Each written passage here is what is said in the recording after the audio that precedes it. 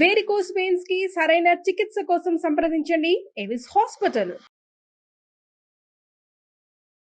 అంగుళ్యగ్రైరరుణకిరణైర్ముక్త సంవృద్ధరంధ్రం వారం వారం వదనమరుతా వేణుమాపూరయంతం వ్యత్యస్తాంఘ్రిం వికసకమలఛాయ విస్తారినేత్రం వందే బృందావన సుచరితం నందగోపాలసూనుం.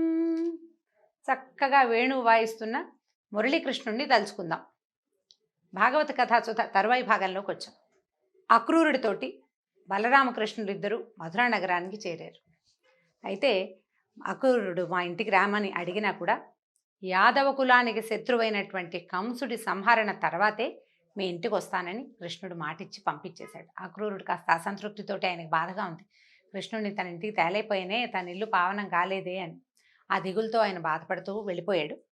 వీళ్ళిద్దరూ మధ్యాహ్నపు వేళకి నాన్నని బాబాయిల్ని వాళ్ళని వీళ్ళని చుట్టుపక్కలందరినీ బయట ఉన్నటువంటి వనంలోనే విడిచిపెట్టి గోపాలకుడితో కొంతమంది స్నేహితులతో కలిసి ఊరు చూడ్డానికి బయలుదేరారు. బలరామకృష్ణులు ఇద్దరు ఎలా చూస్తున్నాడంటే అగడ్తలు, కోటలు, బురుజులు, పతాకాలు, రాజభవనాలు, వీధులు, గుర్రాలు, రథాలు, వీరులు, ఏనుగులు, మేడలు, వాద్యాలు, యువతులు, ధాన్యాలు, ధనాలు, గొప్ప గొప్ప ఉద్యానాలు, నడబావులు, వీటి వల్ల అత్యంత శోభతో ఒప్పారేటువంటి మధురా నగరాన్ని చూస్తున్నాడట కృష్ణుడు. ఇద్దరు కలిసి ఊళ్ళో తిరుగుతున్నారనమాట. వీళ్ళు పల్లెటూళ్ళలో ఉన్నారు.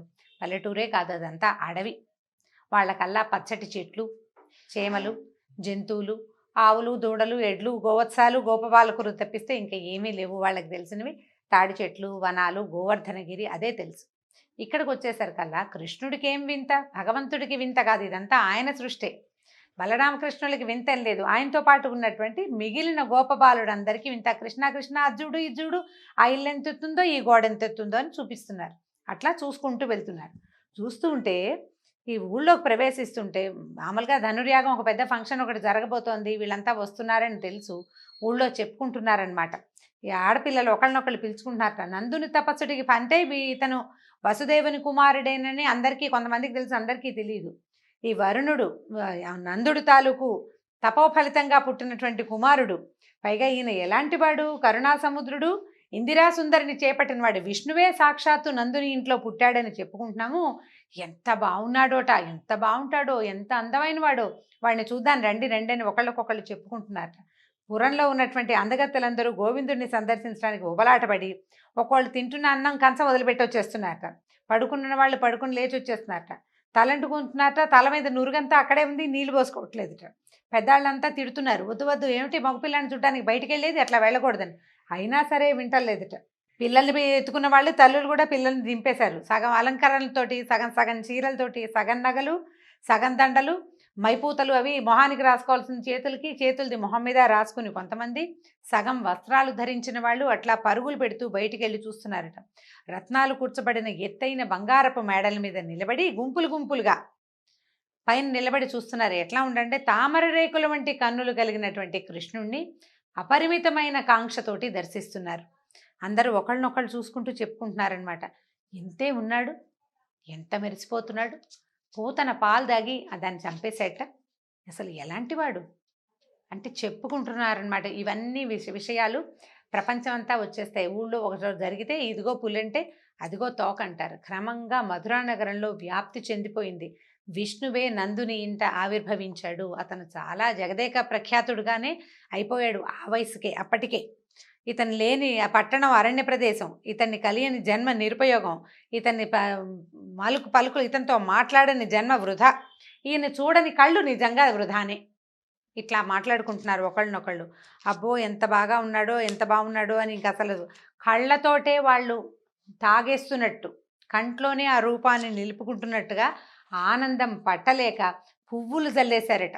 ఎక్కడ ఏ వీధి వైపుకు వెళ్తే ఆ వీధిలో ఉన్నటువంటి మేడల నుంచి ఎంతోమంది అప్సరసలని పోలినటువంటి సుందరాంగులంతా, అందులో పెద్ద చిన్న భేదం లేదు, వృద్ధులు, ప్రౌఢలు, యువతులు, బాలలు కూడా అందరూ పువ్వులు జల్లుతూ శ్రీకృష్ణుడిని స్వాగతించారు. తర్వాత ఏమైంది, ఇక కొంతమంది బ్రాహ్మలు ఎదురుపడి, మధురానగరంలో బ్రాహ్మణులు పలు విధాలైనటువంటి చందన ద్రవ్యాలను, పువ్వులు, పళ్ళు, శుభకరాలైన పచ్చని అక్షుంతల్ని కానుకలుగా ఇస్తూ ఆ ఉత్తములైన వసుదేవ కుమారులని ఉత్సాహంగా పూజించారు. బ్రాహ్మలు కొంతమంది ఎదురొచ్చి భగవంతుడి అవతారంగా జన్మించినటువంటి బాలకుమారులు ఇద్దరిని విశేషంగా పూర్ణ కుంభాలతోటి అర్చించారట. ఆ తర్వాత అలా వెళ్తూ ఉంటే ఏమైంది, దారిలో ఒక చాకలివాడు కనిపించాడట. అతను వస్త్రాలు మోసుకుంటూ వెళ్తున్నాడు. వెళ్తుండేసరికల్లా ఈ పిల్లలిద్దరూ అడిగారనమాట, బలరామకృష్ణులు ఇద్దరు, మేము మీ రాజుగారి నగరానికి అతిథులుగా వచ్చాం, మా మందలో మాకు ధరించడానికి మంచి బట్టలు లేవు, నీ మూటలో ఉతికిన బట్టలు ఉన్నాయి, మేము రాజుగారికి అల్లుళ్ళమే, ఆ వస్త్రాలు మాకు ఇచ్చేసేయమని అడిగారు. అడిగేసరికల్లా రజకుడికి కోపం వచ్చిందట చాకలివాడికి. ఏమిరా డింబక, ప్రభుగారి వస్త్రాలు మీకు ఇవ్వమంటావా, ఇది న్యాయమా, ఆ బట్టలు వేసుకోవడానికి యోగ్యులేనా మీరు, మీకు ఇలా పైగా పాలు పెరుగు నెయ్యి అవి ఎక్కువ తిని తల కొవ్వింది, మీకు ఉచితంగా వస్తున్నాయని బాగా పాలు పెరుగు తింటున్నారు, దాంతో మీకు తల కొవ్వెక్కింది, మీకు కాకపోతే ఇలాగ గొల్లలు అంటే జాతి పేరు చెప్పటం లేదండి, గొల్ల అంటే ఇదేదో కులం అని భావించడానికి వీల్లేదు, భాగవతంలో ఉన్న పదమే ఇది. గొల్లలంటే గోవులని కాచేవాడు అని అర్థం, అంతే. అయితే మీకు ఇలాంటి మాటలు ఎలా వస్తాయి, రాజుగారి బట్టల్ని అడుగుతావా నువ్వు, రాజుగారి ఆగ్రహానికి నువ్వు గురవుతావు, ప్రాణాలు పోగొట్టుకుంటావు, అసలు మా రాజుగారి సొమ్ము ముట్టుకోవడానికి రాజులే భయపడతారు, నీ బతికెంత నువ్వెంత, ఇలా బట్టలు అడుగుతావా, నీకు ఇంత రాజస్వా అని పోపో అని కసిరేశాడు. కసిరేసేసరికల్లా కృష్ణుడి కోపం వచ్చిందట. రెచ్చిపోయి మాట్లాడుతున్నటువంటి వాడి పొగరబోతూ వదరబోతూ అయిన చాకలి వాడిని చూసి ఏం చేశాడట, ముంజెత్తుతో తల ఊడిపడేటట్టుగా కొట్టేట. ఒకటే దెబ్బ, తల పగిలిందనమాట. ఆ పైనుంచి మేడల మీద నుంచి చూస్తున్న వాళ్ళు, కింద నిలబడి వినోదం చూస్తున్న వాళ్ళు, చోద్యం చూసేవాళ్ళు చాలామంది ఉంటారు కదా, అందరు అదిరిపోయారు. ఒక్క దెబ్బకి పడిపోయాడేమిటి, పిల్లాడెంతున్నాడు, వీడి దెబ్బ ఏమిటి, ఒకటే దెబ్బ పడేసరికల్లా కింద పడిపోతే వీళ్ళు ఏం చేశారు, బట్టలు ఈ కింద పడిపోయిన వాడిని చూసి మిగిలిన వాళ్ళ చాకళ్ళంతా పరిగెత్తేశారు. పరిగెత్తేసరికి వీళ్ళు ఏం చేశారు, తమకు కావాల్సిన బట్టలన్నీ తీసుకుని వాళ్ళిద్దరూ తమకు కావాల్సినవి తీసుకున్నారు. మిగిలిన పిల్లలంతా చాలామంది గ్రూప్ వచ్చారు కదా వెనకాల, అందరూ బట్టలు ఏరుకున్నారు ఆ మూటల్లో నుంచి. ఇంతలో ఒక చేనేతో పని చేసే ఒక సాలివాడు ఆ దారిలో వస్తున్నాడు. వీళ్ళని చూసేసరికల్లా మామూలుగా వస్త్రాలు అవి చేసేవాళ్ళు చూడండి, బట్టల పని చేసే వాళ్ళకి చక్కటి పర్సనాలిటీ వాళ్ళు ఉన్న వాళ్ళని చూడంగానే వీళ్ళకి ఈ వస్త్రం సూట్ అవుతుందని ఒక ధ్యాస కలుగుతుంది, ఒక ఆలోచన.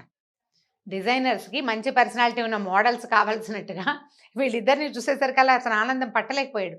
నా వస్త్రాలు వీరి యందు చాలా శోభిస్తాయని భావించి చక్కటి మెత్తనైన వస్త్రాలని, పలు రంగులు కలిగినవి, ఎన్ని రకాల రంగులో చిత్ర విచిత్ర వర్ణాలతో నేసిన వస్త్రాలన్నిటినీ వాళ్ళకి సమర్పించాడట. నా దయతో ఆల్రెడీ వీళ్ళు కొత్త బట్టలు కట్టుకుని ఉన్నారు, అయినా సరే ఆనందంగా అతను ఇస్తున్నటువంటి ఉత్తరీయాలని వాటిని తీసుకున్నారు. చాలా సంతోషించి వాళ్ళకి ఏం చెప్పాడంటే, ఐశ్వర్యాదుల్ని అనుగ్రహించి తన సారూప్య సంపత్తిని కూడా ప్రసాదించాడు. సారూప్యం అంటే మనం కార్తీక పురాణంలో చెప్పుకున్నాం, సారూప్యం అంటే భగవంతుని వంటి రూపాన్నే వాళ్ళు కూడా పొందుతారు అని, మరణానంతరం అన్నమాట. తర్వాత ఏం చేశారు వీళ్ళు, పువ్వులు కట్టే సుధాముడు అనే ఒక అతని ఇంటికి వెళ్ళారట, మాలాకారుడు సుధాముడు అనేవాడు.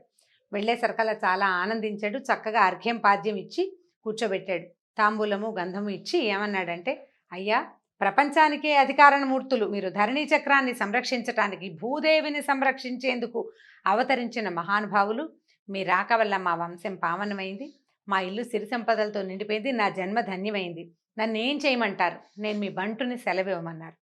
అనేసరికల్లా వీళ్ళు నవ్వుతూ సంతోషించారనమాట, నవ్వుతున్నారు వాళ్ళు. అక్కడి నుంచి ఇతను ఏం చేశాడు, ఈ సుధాముడు చక్కటి మాలలు, గంధపు వాసన వేస్తున్నటువంటి అత్యద్భుతంగా చాలా చక్కటి నైపుణ్యంతో కట్టినటువంటి మాలలని వీళ్ళకి సమర్పించాడు. ఆ దండలు వేసుకుని కృష్ణుడు అన్నాడు, నువ్వు మాకేం చేయక్కర్లా, నీకేం కావాలో కోరుకోమన్నాడట. అనేసరికల్లా ఆయన అడిగాడు, అయ్యా, నీ పాదాల పరిచర్య, నీ పాదాలు పూజించే భక్తులతోటి చెలిమి, అధిక ప్రాణుల మీద అంటే అఖిల ప్రాణుల మీద అత్యంతమైన అపరిమితమైన దయని నాకు ప్రసాదించమన్నాడు. ఎట్లాంటి వరం చూడండి, ఇల్లు వాకిలి, ధనము ధాన్యము, లేకపోతే ఉత్తమ గతులు, ముక్తి మోక్షం, వాటిని కోరుకోకుండా అడిగాడు. నీ పాద కమల సేవయు, నీ పాదార్చకుల తోడి నెయ్యమును నితాంతాపర భూతదయయున్ తాపసమందార నాకు దయసేయగదే అని అడిగాడు. భక్తుల తాలూకు కోరిక, నిజమైన భగవద్భక్తి కలిగిన వాడు కోరుకోవాల్సిన కోరిక, మానవులు కోరవలసిన కోరిక. ఎందుకంటే అశాశ్వతమైన వాటిని వేటిని కోరుకోకుండా ఏమడుగుతున్నాడు, ఎప్పటికీ భగవంతుని యొక్క పాదచర్యలు, ఆయన పాదాలని పరిచర్య చేయటమే, భగవంతుని మీద నుంచి దృష్టి పక్కకి తొలగిపోకుండా ఉండే విధానం. తర్వాత నీ పాదాలని పూజించే భక్తులతోటే నాకు స్నేహం, అఖిల ప్రాణుల మీద అత్యంత అపరిమితమైన దయ, నా వంటి వారే ప్రపంచంలో ఉన్న ప్రతి ప్రాణి అని గుర్తించగలిగే జ్ఞానాన్ని నాకు ప్రసాదించమన్నాడు. కులశేఖరాల వారు రచించిన ముకుందమాలలో కూడా ఇలాంటి శ్లోకమే ఉంటుందండి. ఆయన పదే పదే అడుగుతాడు, ఈ జనన మరణ చక్రం తప్పదు, నేను పుడుతూ మరణిస్తూనే ఉంటాను, కానీ ఎప్పటికీ ప్రతి జన్మలోనూ నాకు నీ మీద భక్తి ఉండేలాగా వరమివ్వు. ఏ జన్మైనా సరే, ఎందుకంటే ఇందులో ఈ ప్రపంచంలోకి ఎంటర్ అయ్యాక ఏముంది, భార్య తప్పదు, పిల్లలు తప్పరు, కష్టాలు తప్పవు, సంసారం సాగరంగా ఉంటుంది. అయినా కూడా నాకు నీ మీద ప్రీతి, భగవంతుని పట్ల విశ్వాసము తొలగిపోని వరాన్ని ఇవ్వమని అడుగుతారు. నిజమైన భక్తులు కోరుకోవలసిన మహత్తరమైన కోరిక. భాగవతం చదివితే మనకి ఇలాంటివి చాలా తెలుస్తాయి. ఎందుకంటే ఇల్లు, వాకిలి, ధనధాన్యాదులు అన్నీ అశాశ్వతమైనవి. శాశ్వతమైనది ఏంటంటే భగవంతుని పట్ల భక్తి. అది మనని దారిన అదే ముక్తిధామానికి చేరుస్తుంది. ఇలా అడిగినటువంటి సుధాముణ్ణి కృష్ణుడు అనుగ్రహించాడు. అతనికి బలము, ఆయుష్యము, తేజస్సు, యశము, సిరి సంపదలు కరుణించి అతని ఇంటి నుంచి బలరామ సహితుడై బయలుదేరి రాజవేతిలోకి వెళ్ళిపోయాడు. అక్కడి నుంచి బయలుదేరి వెళ్ళిపోయారు వీళ్ళిద్దరు. ఇప్పుడు చూడండి, ముందు మొట్టమొదట నీకెందుకు బట్టలు అని అడిగిన వాడిని, అన్నవాడినేమో దండించాడు. నీకు కావాల్సింది నువ్వు ఎంతో బాగున్నావు, నీకు నా దగ్గర ఉన్నవి ఇస్తాను అని భగవంతుడికి అంటే తన దగ్గరున్న వస్త్రాన్ని సమర్పించినటువంటి సాలివాడినేమో అనుగ్రహించాడు. అతనికి కావలసినవి ఇచ్చాడు. చివరికి మూడో వ్యక్తిగా ఎదురుపడినటువంటి సుధాముణ్ణి అతను కోరిన కోరిక, అతను కోరింది ఎంత అత్యద్భుతమైన కోరిక, అతని కోరికతో పాటు భూమి మీద అతను ఉన్నన్నాళ్ళు అతనికి బలాన్ని, ఆయుష్ని, తేజస్సుని, యశస్సుని, సిరి సంపదల్ని కూడా కరుణించాడు. భగవంతుణ్ణి ఆశ్రయించవలసిన విధానం ఏమిటి అనేది భాగవతంలోనే తెలియబడుతుంది. ఒక దశమస్కంధమే కాదు, భాగవతం మొదటి నుంచి చివరి దాకా ప్రతి చోట భగవంతుణ్ణి ఆశ్రయించవలసిన విధానం ఏమిటి, మనం పరానికి కోరుకుంటే ఇహం కూడా మనకి లభిస్తుంది. నాకు నువ్వే కావాలి అంటే నా దగ్గరికి చేరేదాకా నువ్వు హాయిగా ఉండమంటాడు భగవంతుడు. కష్టాలు పడుతూ ఉండు అని చెప్పడు, నీ చావు నువ్వు చావమనడు. తన సారూప్యాన్ని అనుగ్రహిస్తాడు, తనలాగా ఉండే అవకాశాన్ని భక్తులకు ఇస్తాడు. ఈ రకమైన చర్చతోటి ఈ భాగాన్ని ఇంతటితో సమాప్తం చేద్దాం. తరువాత ఏం జరిగిందో వచ్చే భాగంలో తెలుసుకుందాం. నమస్కారం.